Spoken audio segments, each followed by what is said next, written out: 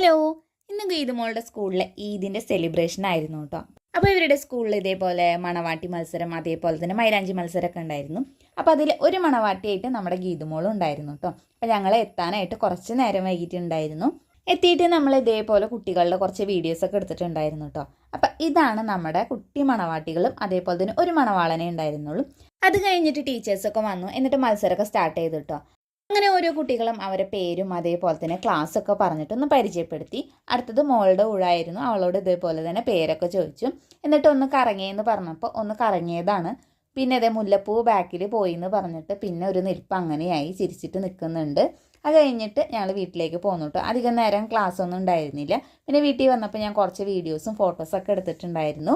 ഈ ഒരു മണവാട്ടി മത്സരത്തിൽ മോൾക്കാണ് കേട്ടോ ഫസ്റ്റ് കിട്ടിയിട്ടുണ്ടായിരുന്നത്. അത് കിട്ടിയപ്പോൾ ഭയങ്കര സന്തോഷമായി. ഈ ഒരു ടോപ്പ് ഞാൻ തലേ ദിവസം രാത്രി എടുത്തിട്ട് അടിച്ചതാണ് കേട്ടോ. അപ്പോൾ ഈ ഒരു വീഡിയോ നിങ്ങൾക്ക് ഇഷ്ടമെങ്കിൽ ചാനൽ ഒന്ന് സബ്സ്ക്രൈബ് ചെയ്ത് സപ്പോർട്ട് ചെയ്യുക.